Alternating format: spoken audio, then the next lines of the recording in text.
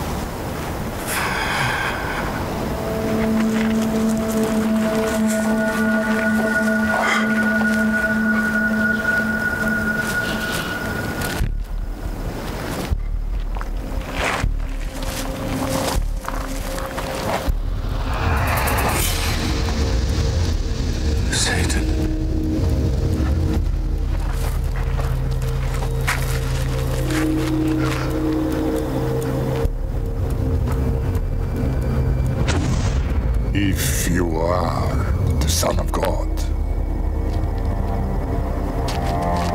command that this stone becomes bread.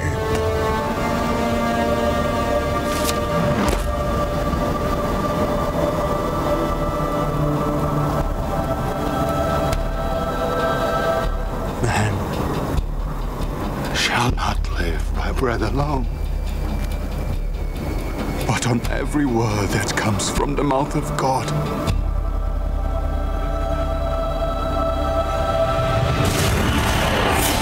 If God loves you, throw yourself down. His angels will lift you up in their hands. How dare you put God to the test? If you will bow down and worship me,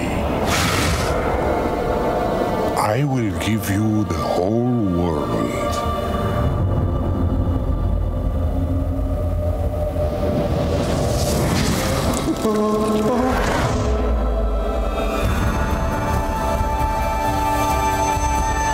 Crucify him!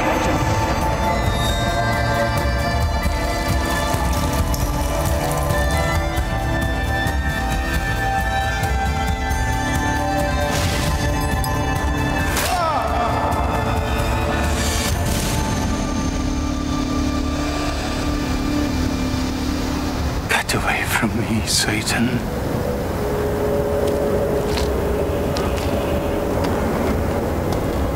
I worship the Lord, my God, and serve him only.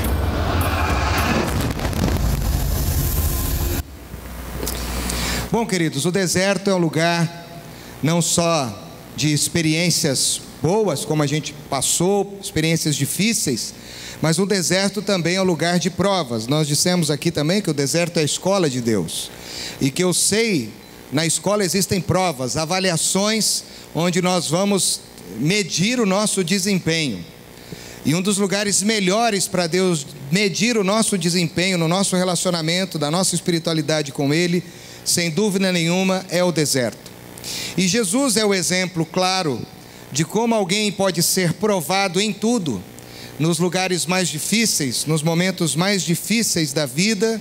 Ele é um exemplo claro de que é possível que aquele que está em comunhão com Deus, ainda que esteja passando por um deserto, ou num deserto dificílimo, ele pode ser um vencedor. O apóstolo Paulo amplia isso, inclusive, quando ele vai dizer que em Cristo Jesus nós somos mais que vencedores. Você crê nisso ou não?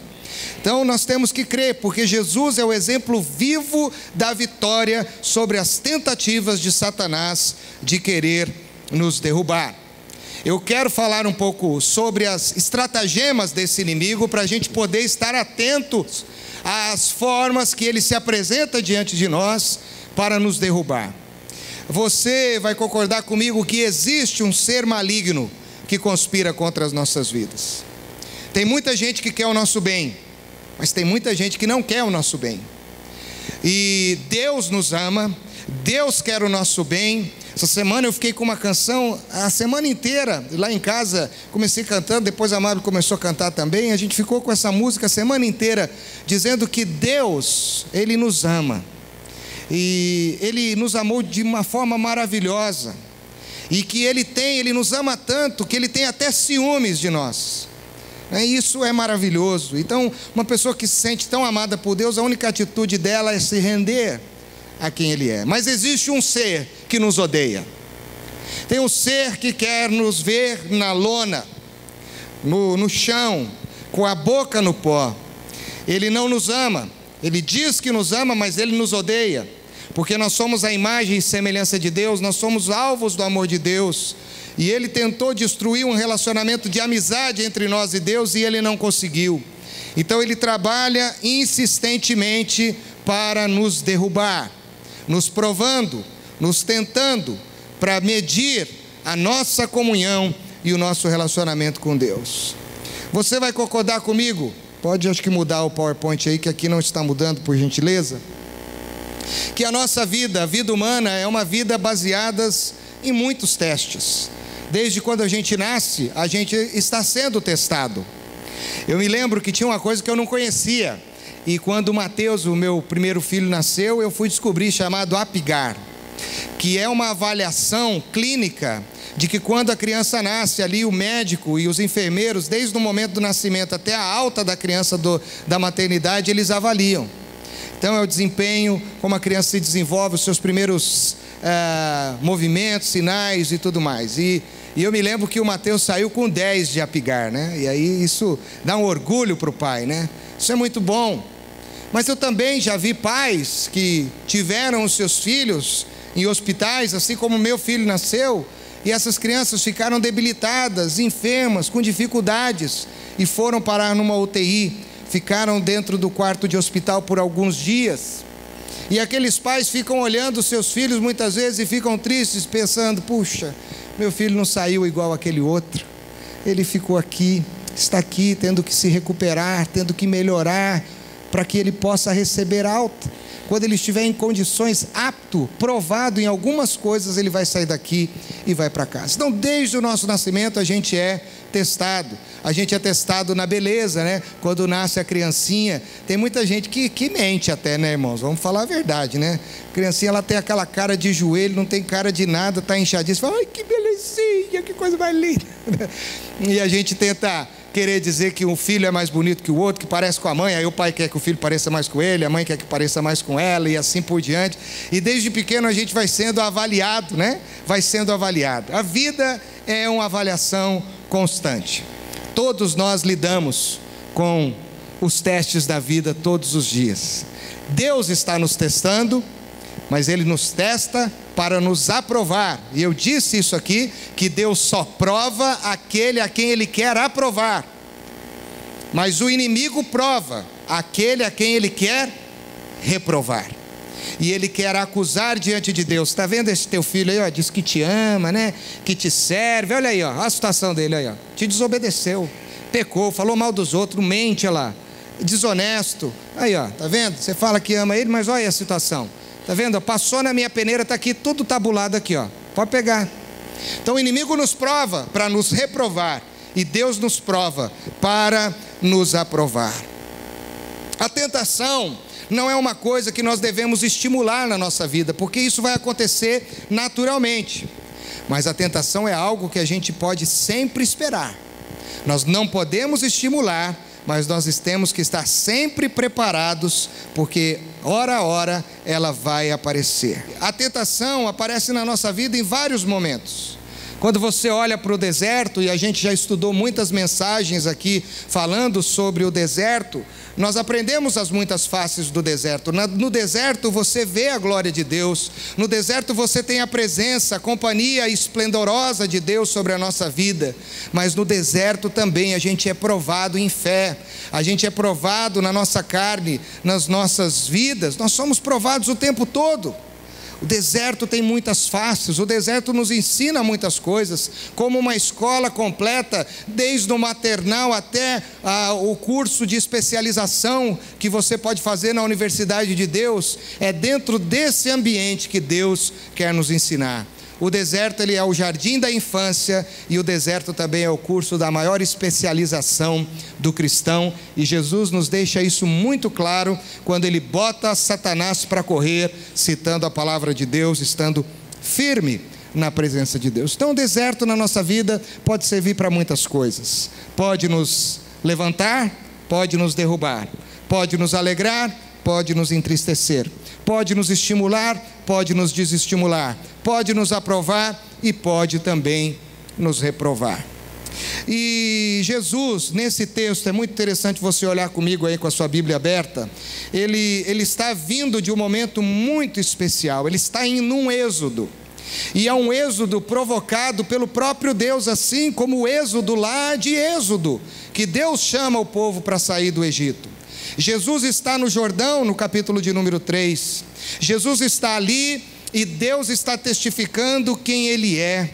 Jesus está ali sendo referendado pelo seu Pai para começar a sua missão agora plenamente, para Ele cumprir qual foi o objetivo dele ter vindo em carne na terra, morrer para salvar a humanidade. E quando ele está sendo batizado por João Batista, o Senhor se manifesta de uma maneira esplendorosa a ele e diz que este é o meu Filho amado, no qual eu tenho muito prazer. E ele é aquele que vai fazer as veredas dos que estão caminhando em linha torta se tornarem em linha reta. Você pode ler isso no capítulo 3, citado pelo profeta Isaías aqui nesse texto. Jesus é batizado e Jesus está no momento de esplendor, Jesus está no momento de glória. E a tentação, querido, presta atenção nisso, a tentação vem na nossa vida, as tentações mais difíceis, sempre nos momentos mais esplêndidos da nossa vida. Sempre quando tudo está muito bem, quando as coisas estão esplendorosas, quando as coisas estão caminhando de uma forma melhor, é que a tentação vem na nossa vida para querer roubar a nossa alegria. Você percebe que imediatamente a voz que é dita, este é meu Filho amado, a quem eu me agrado, no versículo 17 do capítulo 3, diz assim: então, depois disso, Deus levou através do Espírito Jesus para o deserto. Olha que êxodo, irmãos, olha que coisa interessante. Ele está no esplendor da glorificação no Jordão, e ele vai para o isolamento, para a clausura, para a escuridão do deserto. Imediatamente. E assim também é a nossa vida. Nossa vida é assim. Às vezes a gente está num momento muito bom, a gente está vivendo uma experiência muito boa, a gente está muito alegre, a gente está muito feliz. De repente vem um teste, vem uma prova, vem uma seta, vem uma situação, e de repente a gente se encontra no deserto. A gente sai. E muitas vezes a gente não entende por que isso acontece na nossa vida. E Jesus vai até o território do inimigo para enfrentá-lo. E lá ele vence o diabo. O que eu acho mais interessante nesse texto é que não é o inimigo que vem até Jesus, é Jesus que vai até o inimigo, porque o deserto é território do inimigo muitas vezes.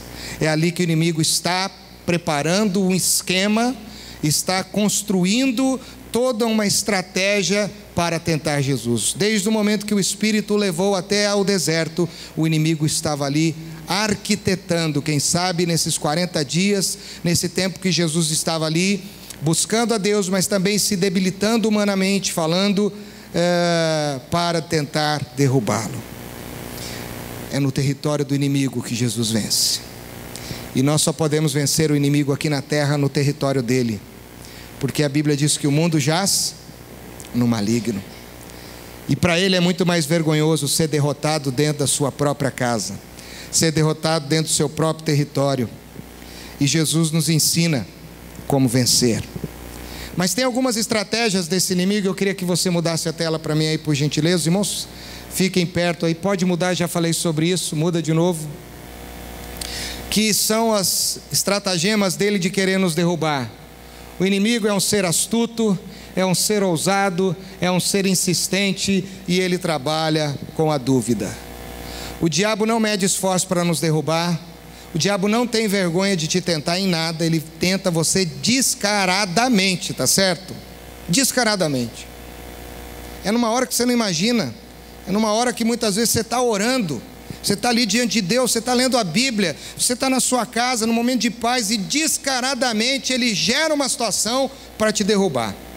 É na hora que você está perto de alguém que você ama, de alguém que você quer bem, e que ele cria uma situação ousada para te desestabilizar e para você entrar em embate com aquela pessoa. E se ele não consegue na primeira, ele tenta de novo. E se ele não consegue de novo, ele vai tentando e vai tentando. Eu já citei essa história aqui, mas talvez muitas pessoas nunca ouviram essa história. E eu penso que essa história, apesar de ser uma anedota, ela é muito pertinente para nós. Vocês vão se lembrar, os que ouviram e os que não ouviram vão aprender. De uma irmã, de uma igreja como a nossa, que sempre via qualidades nas pessoas. Ela nunca falava mal de ninguém.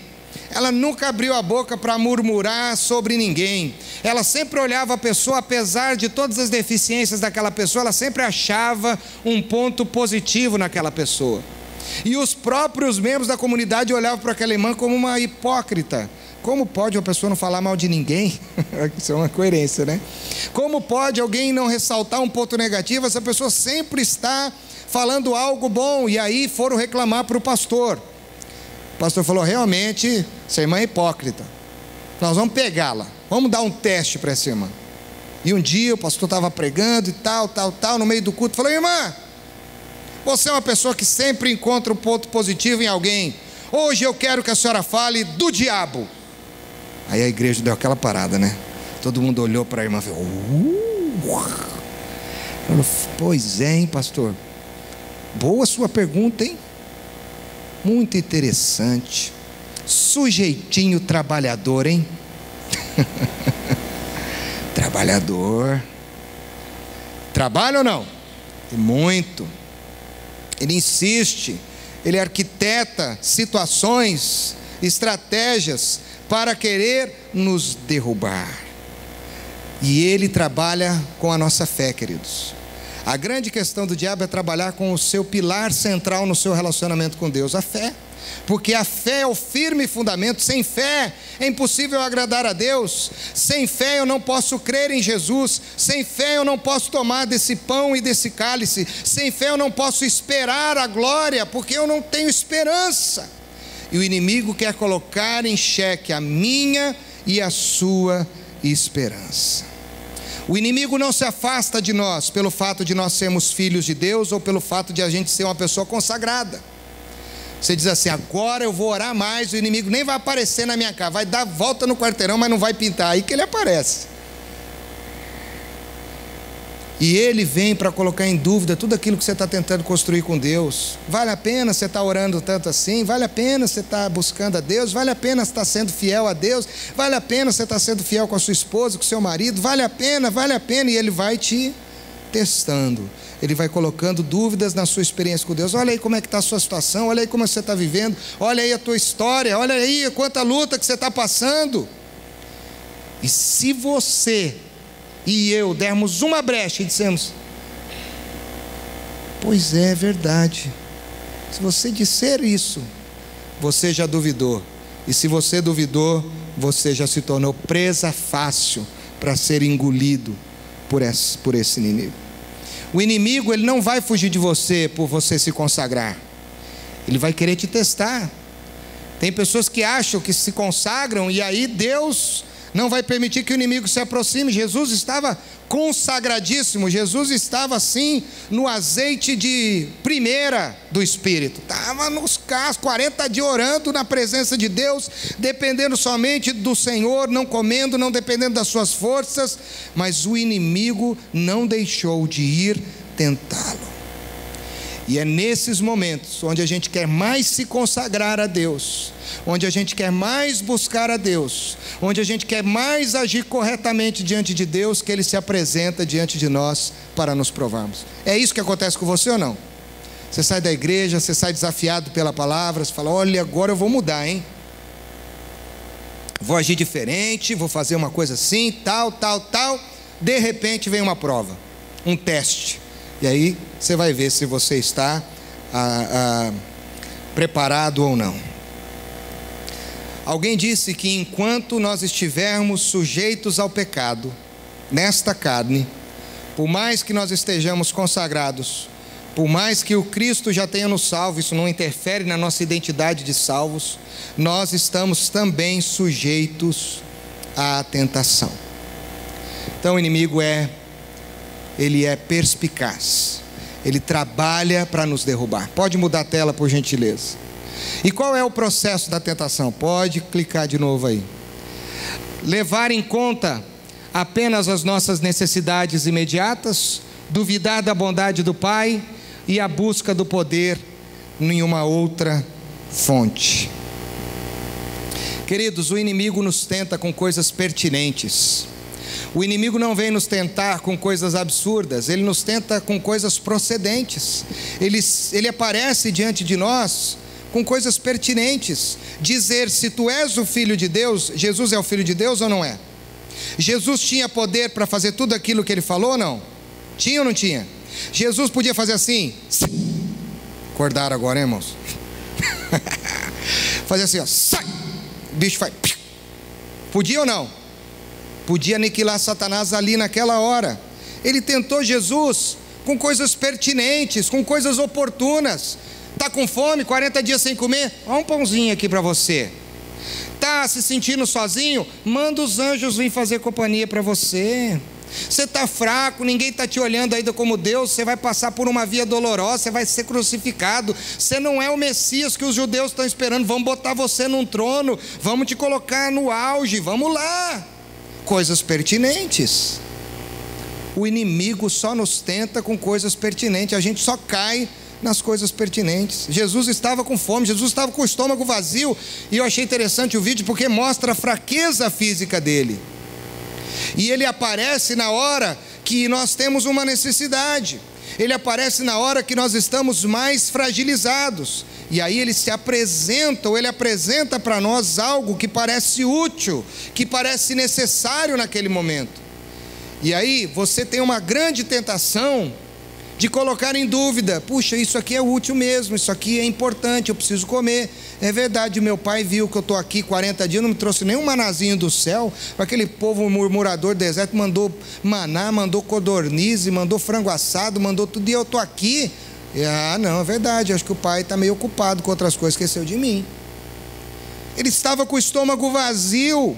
Ele se apresenta nesses momentos oportunos, Foi assim que ele fez com a Eva. Eva estava no lugar errado, Eva estava falando com a pessoa errada, Eva estava com a motivação errada em Gênesis capítulo 3, mas ele propôs coisas pertinentes para ela. Ele disse: você não quer ser igual a Deus? Você não quer ser melhor? Você foi criado depois do que o homem, que talvez, algumas coisas assim, trabalhando nesse lado, talvez, não sei. Falando isso para Adão também, vocês podem. E ela ali no lugar errado, na hora errada, cai através de coisas pertinentes. O inimigo não ofereceu nada absurdo para Adão e Eva conhecer o bem e o mal. Quando Davi estava no palácio, Davi também foi tentado num momento de fragilidade. Ele tinha que estar na guerra, o rei tinha que estar na guerra, ele estava lá no palácio. O rei tinha que estar fazendo alguma coisa, ele estava lá desocupado, sem fazer nada. Davi estava ali totalmente fragilizado. Quem sabe Davi estava ali meio entediado, injuriado. E aí ele vai para a janela e vê uma mulher nua, linda, bonita, bela, tomando banho. E ele se sente atraído, uma coisa pertinente para ele. Ele é o rei. E ele diz assim: eu posso usar do meu poder, eu posso usar da minha autoridade, eu posso usar das coisas que estão diante de mim para ter essa mulher. Manda chamá-la. Então ele não dependeu. Pode voltar lá, fica lá, não muda a tela não, por favor. Aperta isso. Ele fica lá e ele não depende de Deus, ele depende só dele, do seu poder. Pedro, a mesma coisa. Pedro foi tentado num momento de medo. Pedro estava no lugar errado, ali no lugar, na casa de Caifás. Ele estava ali com medo, porque os rumores de muitas coisas estavam acontecendo. E alguém diz uma coisa: você é um deles, né? Era ou não era? Pedro era um deles ou não era? Sim? Diga para Pedro: Pedro era um deles, pode dizer. Pedro se parecia com Jesus ou não? Parecia. Coisa pertinente. Mas na hora do medo, da dúvida, ele diz: eu não sou não. Vocês estão equivocados. Queridos, o diabo trabalha dessa forma. Ele quer pegar o seu ponto fraco, mas ele também quer ressaltar suas qualidades para te derrubar. Ele pegou o ponto forte de Jesus: você é o Filho de Deus, você tem poder, mas você está fraco, você está com fome, você está sozinho, você está aqui isolado, você vai começar uma via dolorosa, você está aqui. E ele nos investiga, ele tem um dossiê sobre cada um de nós, e ele sabe exatamente as armas que ele deve usar para nos derrubar. É por isso que Paulo vai dizer algo sensacional, que embora ele possa se enfraquecer e se sentir fragilizado em grandes momentos da sua vida, é nos momentos de maior fragilidade, de maior fraqueza, que Paulo se sente fortalecido, porque é neste momento em que ele não tem recursos, que ele não tem de onde tirar poder, que ele depende somente de Deus, porque quando estou fraco é que sou forte, porque o poder de Deus se aperfeiçoa na minha fraqueza. Vamos dizer juntos: o poder de Deus se aperfeiçoa na minha fraqueza. Vamos dizer: o poder de Deus se aperfeiçoa na minha fraqueza. Mas o inimigo coloca em dúvida a bondade de Deus. Se Deus é bom, por que você está com fome? Se Deus é bom, por que você está passando por isso? Se Deus é bom, por que tem doença na tua casa? Por que tem enfermidade? Por que você tem que ser humilhado? Por que você tem que ficar nessa situação? Se Deus é bom, por que Ele dá tanta coisa para os outros e para você Ele não dá nada? Se Deus é bom, se você é um filho de Deus, se Ele é bom, por que você está passando por isso? É isso que o inimigo faz, queridos. Ele sempre chega questionando o favor de Deus. E aí vem uma frase fabulosa que eu achei muito interessante. Diz assim: se você não quer que o diabo o tente com o fruto proibido, é melhor sair do pomar dele. Sabe qual que é o problema da nossa geração em relação à tentação? É que nós estamos vivendo na linha, no limite de uma vida profana e de uma vida sagrada. E a gente quer mais pender para o para aquilo que o mundo deseja, as vontades da carne, do que o Espírito deseja. Nós não mortificamos a carne e vivificamos o Espírito. Infelizmente, nós somos a geração que mortifica o Espírito e vivifica a carne. E isso é muito sério. Tem muitos aqui, e muitas pessoas que estão nos vendo agora, que colocam os seus pés no território do inimigo, sem estarem preparados para o embate. E se você é um soldado que vai para a guerra sem arma, meu amigo, minha amiga, se prepara, porque você está lascado. Você vai morrer. Tem gente que está aqui que gosta de flertar com o pecado. Flerta com o pecado. Fica ali só dando uma paqueradinha nele, dá uma brincadinha, dá uma blefadinha, né? Só uma coisinha e tal, está flertando. Mas é nessas situações que o inimigo trabalha.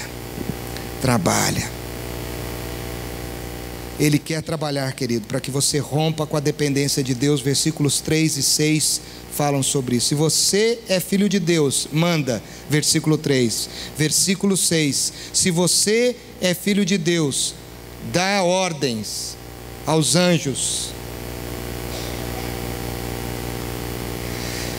É por isso que esses dias eu citei, você está comigo ainda? Eu estou concluindo já. Eu citei um texto do Salmo 73 aqui, que o grande desafio do salmista foi essa crise, porque ele olhou para o ímpio, ele olhou para o homem mau no Salmo 73, e ele viu que eles prosperavam, que eles estavam bem, que a vida deles fluía de uma forma muito boa, mas ele não estava vivendo isso, e ele começou a duvidar de Deus, e ele diz, eu acho essa expressão muito forte, porque ela é muito parecida com o que eu experimento e você experimenta, ele diz, meus pés quase tropeçaram, eu quase caí, porque eu questionei a Deus, eu fiquei olhando para o ímpio, eu fiquei dando o ibope para eles, e eu achei que Deus não estava comigo. Pode mudar a tela. Antes da gente falar dos métodos de Jesus, eu quero que você entenda uma coisa. O inimigo trabalha somente, se você está anotando, anote só isso, com as nossas necessidades. Ele quer suprir as suas necessidades alienado de Deus. É isso que ele quer. Ele quer que você tenha a sua vida suprida sem Deus. Ele quer que você dependa de outras fontes, mas não de Deus. Ele quer que, se você tem necessidade, que você satisfaça no seu tempo e não no tempo de Deus. Ele usa o slogan, agora eu vou desencalhar um negócio aqui, irmãos. E não adianta fazer de conta que não sabe, hein? Ele usa um argumento de um grupo latino-americano da década de 80, que tinha uma música que dizia assim, por isso dança, por isso canta, sem parar. Alguém já lembrou ou não? Como é que era o nome da banda, irmãos? Fala mais alto para você se entregar. Quem nunca quis ser um menudo aqui? Não se reprima. É isso que ele diz. Não se reprima. Você quer? Não se reprima. Você pode? Não se reprima. Não se reprima. Não se reprima. Passou já. Então ele usa disso, queridos, para nos pegar. Ele quer nos pegar mesmo, e ele não quer que a gente se reprima. Ele usa isso. Mas Jesus, conhecedor da palavra de Deus, sendo ele o próprio Deus, vendo que Satanás estava usando a palavra inabilmente, porque ele cita a Bíblia, mas ele cita a Bíblia errado. Ele conhece uma parte da Bíblia, o diabo não conhece a Bíblia toda. Ele é burro, ele não sabe usar. Agora o duro é que, mesmo usando a Bíblia errado para o crente, tem crente que é mais, entendeu, do que ele, que cai. Ele usa a Bíblia errado para muita gente, e a pessoa, é verdade, mas não é verdade, não está certo. Então você tem que conhecer a palavra, porque quando você conhece a palavra, você fala, opa, a vírgula está no lugar errado, não foi isso que Deus disse, não é assim, está escrito dessa forma, e aí ele não tem o que falar, porque contra fatos, querido, não há argumentos, contra provas, não tem como você fugir. E Jesus era o verbo encarnado, ele só se equivocou de tentar, não o homem, ele se equivocou de tentar a palavra viva. Então ele foi citar a palavra viva para quem é a palavra viva, ele lá se dançou. E qual é o que Jesus disse e o que a palavra de Deus diz muitas vezes para a gente cair. Por que a gente cai? Por que a gente erra? Porque a gente não conhece as Escrituras. Você conhece as Escrituras, irmãos? Aí vamos ver o método de Jesus. Pode colocar para nós encerrarmos. Jesus tinha uma vida de intimidade com Deus. Jesus era um homem consagrado a Deus. Se você quer vencer o inimigo, você precisa viver aliado a Deus. Deus tem que ser o seu melhor amigo. Deus tem que ser a sua fonte. Deus tem que ser a sua herança, a sua porção. É nele que você tem que estar firmado. Nós não temos mais desfrutado dessas disciplinas espirituais da nossa geração. A gente anda tão ocupado, a gente anda tão aturdidos, a gente anda tão cansados que a gente não tem mais tempo para Deus. Orar já é um grande desafio, jejuar então é quase impossível. E quem jejua nos dias de hoje não jejua para ser mais íntimo de Deus, jejua para fazer um saque do banco celestial, um saque mais alto. Entendeu ou não? Eu estou jejuando, hein, Deus? Me dá esse treco aí que eu preciso mais, Senhor. Ó, que estou me consagrando. Ajuda eu aí, Senhor. Me ajuda. Não é assim, meu querido. Jejum nada mais é do que você dizer para Deus: Senhor, eu abro mão dos recursos que eu tenho à minha disposição agora para estar contigo. Eu digo para o Senhor que nada disso é mais importante do que o Senhor nesse momento da minha vida. Então eu estou contigo. É isso. Você entende o que é isso ou não? Não é deixar de comer. Não é deixar de tomar um refrigerante. Não é fugir da companhia de pessoas. É dizer: Senhor, eu quero estar contigo. E quando eu estou na tua presença, nada mais me é necessário a não ser a tua própria presença. Intimidade, queridos. Porque o Senhor conhece aqueles que são seus. Outra coisa que você tem que entender é que oração não é consequência e não causa. A oração é a consequência da sua intimidade com Deus. Se você tem intimidade com Deus, você tem vontade de falar com Ele. Se você tem intimidade com Deus, você tem vontade de se relacionar com Ele. É a consequência de um relacionamento. Tem muita gente obrigando o povo a orar, e eu tenho aprendido, e Deus tem falado muito comigo esses dias, de que não adianta ficar obrigando o povo a orar, porque oração não é causa, oração é consequência. A gente tem que pedir para o povo chegar mais perto de Deus, porque quem está mais perto de Deus tem vontade de orar. Quem ama o outro tem vontade de beijar, não tem? Não tem vontade de abraçar? Não tem vontade de estar perto? Quem ama não tem vontade de fazer isso? Então o fato da igreja não orar é porque ela não ama Deus. Não é porque ela é desobediente, é porque ela não ama. Mas isso pode ficar para outro dia, porque isso é profundo, irmãos. Jesus tinha um conhecimento profundo da palavra. Jesus tinha um conhecimento profundo da palavra. Como é que é o teu conhecimento? É igual aquele que o pastor falou esses tempos atrás aqui? Ele é amplo, mas ele é profundo como um pires? Quanta gente, queridos, está caindo nas mãos do inimigo porque não conhece a palavra.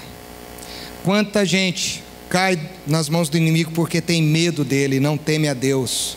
A Bíblia diz em Eclesiastes, a suma de Eclesiastes no último capítulo é: de tudo que foi dito aqui, você tem que guardar uma coisa, você tem que temer a Deus. Porque Provérbios também vai dizer isso, Provérbios 1:7, o temor do Senhor é o princípio da sabedoria. Mas tem muito irmão aqui que tem medo do diabo. Falou dele, nem fala esse nome, pastor, cruz credo, fala não. Você tem que ter medo de Deus, meu irmão, porque o diabo já é um ser vencido e ele é um servo de Deus. Ele trabalha sobre a autoridade de Deus. Se tem alguém que você tem que ter medo, é alguém que manda mesmo. Quem manda é Deus, quem tem poder é Ele. Teme a Deus. Mas eu queria te desafiar, por último, a você ter uma dependência consciente. Essa é a grande tentação no deserto que a gente precisa vencer. Depender conscientemente de Deus. Eu tenho consciência de que eu posso fazer algumas coisas. Eu tenho consciência de que algumas coisas me são pertinentes. Eu tenho consciência de quem eu sou. Eu sou um filho de Deus, eu sou um lavado pelo sangue do Cordeiro. Essa é a minha identidade.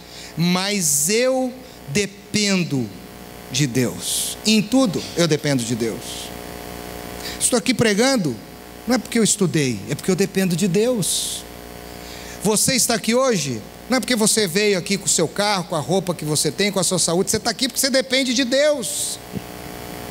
Nós precisamos aprender a depender de Deus, porque quando a gente depende de Deus, Ele cuida bem de nós. E foi a palavra de terça-feira. Se você não tem vindo na terça de esperança, você tem que vir. Foi o texto de Mateus capítulo 6, adiante aí. Simplesmente não se preocupe, não andem ansiosos, porque Deus cuida de nós. Amém, igreja? Então, quando você tem essa dependência consciente, pode vir gente testar você, pode vir gente colocar Deus à prova na tua vida, pode acontecer uma série de coisas, mas você vai dizer: eu sei que o meu Redentor vive, e em breve Ele se levantará sobre a terra. Eu sei em quem tenho crido, como a gente canta, e eu estou bem certo que Ele é poderoso para fazer infinitamente mais do que tudo que eu peço ou penso. Eu sei que Ele está perto de mim, porque Ele prometeu que Ele estaria comigo todos os domingos. É isso, irmãos? Todos os dias, até a consumação dos séculos. Eu creio nessa palavra. Então, meus irmãos, Jesus foi tentado no deserto, mas Ele venceu. Por isso, se lembre, pode mudar e a gente conclui aqui, de que tem uma grande frase de Henry Nouwen que você não pode esquecer, que eu quero citar para você, muito interessante: entre você ama a Deus ou você usa o poder. Eu disse que oração é consequência e não causa. Quem não ora não é porque não obedece, é porque não gosta muitas vezes de estar presente ou na presença. Olha que Henry Nouwen disse: o que torna a tentação do poder aparentemente tão irresistível, talvez porque o poder ofereça um fácil substituto para a difícil tarefa de amar. Parece mais fácil ser Deus do que amar a Deus, mais fácil controlar as pessoas do que amá-las, mais fácil ser dono da vida do que amar a vida. Jesus pergunta: você me ama? Nós perguntamos: podemos sentar à tua direita e à tua esquerda no teu reino? Pode mudar. Desde que a serpente disse: no dia em que você comer desta árvore, os olhos se abrirão e você será como Deus, conhecendo o bem e o mal, somos tentados a substituir o amor pelo poder. Hoje o povo se relaciona com Deus só querendo poder. Um dia eu ouvi alguém, um nordestino, né? Minha mãe é paraibana, falando numa igreja bem pentecostal. E eu gosto da igreja pentecostal, do Espírito Santo falando ao nosso coração, mas estava falando errado. Ele diz assim: quer poder, irmão? Quer poder? Vem buscar poder, a benção. Mas nós temos que buscar sim o poder, nós temos que buscar a bênção. Mas em primeiro lugar, nós precisamos buscar ao dono do poder e ao dono da bênção. Nós temos que amar mais a Ele do que o que Ele pode nos dar. Tem muita gente hoje que gosta mais do que Deus dá para ele do que o que Deus significa para ele. Por isso, lembre-se, querido, de que nós precisamos temer a Deus e depender dele. Quero orar com você. Feche os teus olhos. E eu não sei no que essa palavra te desafia nessa noite, mas você tem sido tentado na sua própria carne. O inimigo tem te tentado com coisas pertinentes, absurdas não, coisas plausíveis. Você tem caído, tem se sentido fraco, você tem titubeado, tem questionado a Deus. Quem sabe tem gente aqui hoje questionando o favor de Deus na sua vida. Por que, Deus? Por que isso está acontecendo? Quem sabe tem gente aqui querendo usar mais o seu braço do que o braço de Deus. Quem sabe tem mais gente aqui querendo depender de si mesmo, de outras pessoas, do que do próprio Deus. Ou quem sabe haja pessoas aqui que não conhecem a palavra, não conseguem ter intimidade com Deus e querem se relacionar com Deus indo pelo caminho inverso, querendo orar sem amar, querendo ler a Bíblia sem amar a palavra. Então nessa noite eu quero fazer uma oração diferente. Eu quero que você ore comigo para você se apaixonar mais por Deus, para você amá-lo mais, para você desejá-lo mais. Porque quanto mais você desejar ao Senhor, mais destas coisas acontecerão na sua e na minha vida. Se você quer orar comigo, eu já estou em pé em alguma dessas áreas. Fique em pé no seu lugar que eu quero orar com você em nome de Jesus. Senhor nosso Deus, nosso Pai, obrigado pela Tua palavra que é viva, eficaz, é poderosa. Palavra hoje, Senhor, desafiadora. Palavra de esperança, Senhor, porque é possível sim passar pelo deserto e sair vencedor. Não porque nós ouvimos isso de pessoas, é porque nós vimos isso no exemplo do nosso Mestre Cristo Jesus. Ó Deus, ajuda-nos a vencermos as tentações. Ajuda-nos, Senhor, a não cairmos nas tentações. Mas, ó Deus, nós sabemos que isso só será uma consequência de uma causa maior, uma causa de uma paixão, de um amor, de uma intimidade, de um relacionamento, Senhor, de uma paixão intensa, ardente, de corações por Ti. Porque quanto mais nós te amarmos, mais nós vamos te querer. Quanto mais nós te amarmos, mais nós vamos querer estar perto de Ti. Quanto mais nós te amarmos, mais nós vamos querer olhar para Ti, falar contigo, ouvir a Tua voz, Senhor. Então nós estamos vivendo uma época, Senhor, que o inimigo nos apresenta coisas para a gente amar. Ele nos apresenta a nós os nossos dons, os nossos talentos, os nossos pensamentos, os nossos recursos. Ele apresenta outras coisas que estão aí, poder, glória, Senhor. Ele nos apresenta dinheiro, Ele nos apresenta, ó Deus, homens, mulheres. E nós muitas vezes vamos nos perdendo no amor. Ficamos perdidos. E por amar mais a estas coisas, nós queremos muitas vezes gastar muito mais tempo, Senhor, se relacionando com estas coisas do que contigo. Porque como é pesado para alguns de nós, Senhor, ficar 30 minutos em oração. Mas não é pesado para muitos de nós aqui ficar falando mal do outro 30 minutos. Não é pesado para nós ficarmos fazendo coisas erradas nos nossos relacionamentos por 30 minutos. Não é pesado para nós ficarmos 30 minutos fazendo coisas erradas, Senhor. Mas parece que é quase que insuportável ficar 30 minutos falando contigo. E isso significa, Senhor, que ser insuportável falar com uma pessoa 30 minutos é que esta pessoa não é importante para nós.